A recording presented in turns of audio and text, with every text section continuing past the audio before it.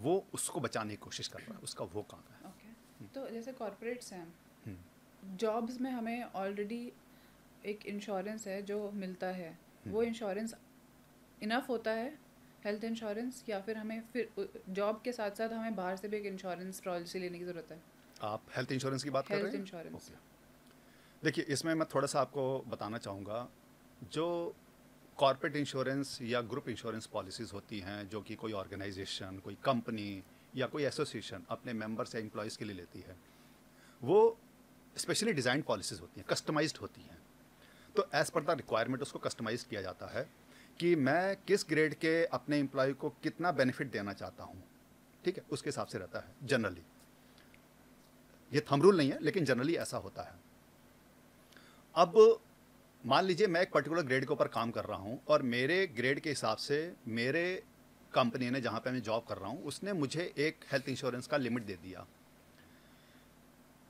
अब मुझे ये समझना बहुत ज़रूरी है, क्या वो मेरे और मेरे परिवार के लिए सफिशिएंट है या नहीं। दूसरी चीज़, क्या वो मेरी रिक्वायरमेंट को पूरा कर पा रहा है कि नहीं कर पा रहा।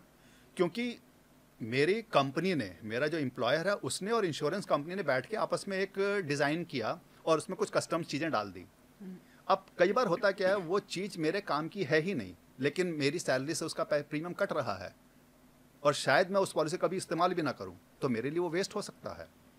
तो हमेशा अगर आपकी कोई भी कॉर्पोरेट या ग्रुप पॉलिसी है, तो पहले तो ये समझना बहुत ज़रूरी है उसकी टर्म्स कंडीशंस क्या वो आपके लिए सूटेबल हैं या नहीं।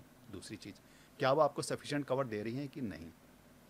फिर आपका सवाल आया क्या क्या मुझे पर्सनल लेना चाहिए कि नहीं लेना चाहिए। इसके पहले, इसके इस सवाल का जवाब देने से पहले मैं एक चीज़ इसमें और बोलना चाहूँगा।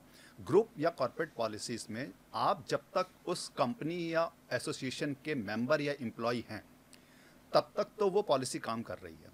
जिस दिन आपने उससे अपने आप को अलग किया, वो पॉलिसी वहीं ख़त्म हो जाती उसे कंटिन्यू नहीं कर है। सकते? नहीं, वो कंटिन्यू नहीं होती है। ओके।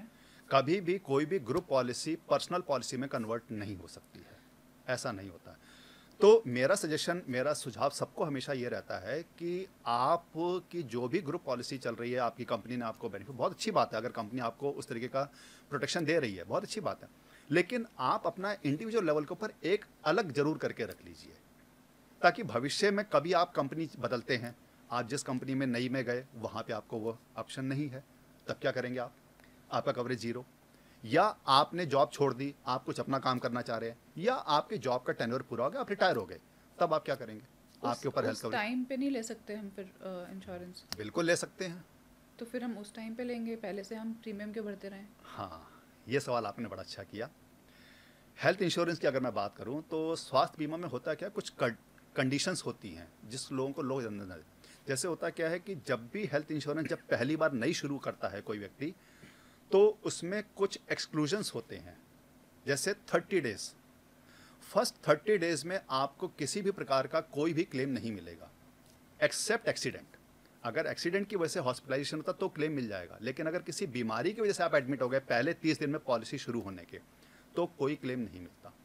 फिर कुछ बीमारियां ऐसी हैं जो पहले साल में कंपनियां कवर नहीं करती हैं, कुछ बीमारियां जो पहले 2 साल कवर नहीं करती हैं, कुछ पुरानी बीमारियां चली आ रही हैं जिसको हम प्री एक्सिस्टिंग डिजीज़ कहते हैं, वो 4 साल तक कवर नहीं होती हैं कहीं किसी किस्म से। खैर अब उसमें बहुत सारे वेरिएंट्स आ गए हैं जिसमें 1 साल या 2 साल के बाद भी कंपनियां कवर करने लगी हैं, नेचुरली प्रीमियम थोड़ा ज़्यादा होता है। लेकिन एक थंब रूल है कि 4 साल तक, 48 महीने तक पुरानी बीमारियां कवर नहीं होती। अब मान लीजिए मैं कंपनी में काम कर रहा हूँ, कंपनी ने मुझे हेल्थ इंश्योरेंस मेरी फैमिली को दे रखा है, और आज मैं कंपनी छोड़ दिया, मैंने अपना काम शुरू किया, वो पॉलिसी तो मेरी ख़त्म हो गई। अब मैंने कहा अब तो मैं अनइंश्योर्ड हो चुका हूँ, तो मैं अपनी एक हेल्थ इंश्योरेंस पॉलिसी कराता हूँ। अब उस कंपनी में मैंने 10 साल काम किया, तो क्या उस 10 साल का मेरे ये एक्सक्लूजन्स खत्म हो जाने चाहिए आपके हिसाब से? तो जब मैं बता रहा हूँ 30 दिन, 1 साल, 2 साल, 4 साल के, ऐसा नहीं होता, क्योंकि अब मैं नई पॉलिसी परचेज कर रहा हूँ और जो मेरी पर्सनल पॉलिसी है। अब इस नई पर्सनल पॉलिसी में वो 30 दिन का, 1 साल का, 2 साल का, 4 साल का एक्सक्लूजन दोबारा से लगेंगे फ्रेश। ओके। और मान लो अगर पिछले 10 सालों में मुझे कोई बीमारी हो चुकी है, तो मेरा सुझाव ये रहता है कि आप साथ साथ चलाइए। अगर कोई क्लेम की स्थिति आ जाए तो अपनी पर्सनल पॉलिसी को मत छेड़िए, जो आपकी ग्रुप पॉलिसी है क्लेम वहाँ से लीजिए। तो यहाँ पे एक तो उसका फ़ायदा क्या होगा, एक तो आपकी नो क्लेम हिस्ट्री बनी रहेगी, आपका नो क्लेम बोनस बढ़ता रहेगा। और जब कभी आपकी पर्सनल पॉलिसी से रिक्वायरमेंट आएगी तो आपकी पॉलिसी के ऊपर कोई भी क्वेश्चन मार्क नहीं लगेगा ओके। कि भाई आपकी पॉलिसी के चलते हुए 10 साल हो चुके हैं, 10 साल से आपने कोई क्लेम नहीं, क्लेम हिस्ट्री बहुत बढ़िया है आपकी, ठीक है, तो क्लेम में कभी भी कोई क्वेश्चन आएगा ही नहीं, कोई डिनाई नहीं करेगा उसको। तो ये बहुत सारी चीज़ें होती हैं। तो हमेशा हमें, मेरी तो राय ये रहती है। अच्छा, मैं आपको इसमें एक उदाहरण बताता हूँ। एक मेरे क्लाइंट था, तो उसको ही मैंने यही सेम एडवाइस दिया कि भाई तो ठीक है, तुम्हारी कंपनी ने तुम्हें इंश्योरेंस दे रखा है, लेकिन एक अपना अलग से हेल्थ इंश्योरेंस अपनी फैमिली करवा के रख लो। शुरू में तो वो टालता रहा, लेकिन बाद में उसको कुछ समझ में आया तो उसने करवा लिया। अब जब उसने वो पॉलिसी करवाई अपनी पर्सनल, 3 महीने बाद उसने उस कंपनी से जॉब छोड़ दी। अब वहाँ तो वो उसका रिस्क कवर ख़त्म हो गया, बट उसकी ये पॉलिसी 3 महीने से चल रही थी। यहाँ पर अनफॉर्चुनेटली पहले साल के अंदर ही उसके बेटे का अपेंडिक्स का ऑपरेशन सडन, अब अपेंडिक्स ऐसी चीज़ है पहले से नहीं पता होती, वो उसके बर्स्ट कर गई, वो सडन ऑपरेशन करवाना पड़ा।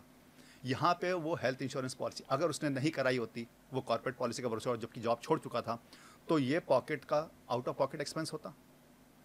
तो यहाँ पे उसकी पर्सनल पॉलिसी, उसको, उसने बाद में मेरे को धन्यवाद बोला कि भाई तुमने सही टाइम पे पॉलिसी करवा दी पीछे पड़ के, तो ये मेरा क्लेम यहाँ से पास हो गया, वरना ये मेरी पॉकेट से जाना था।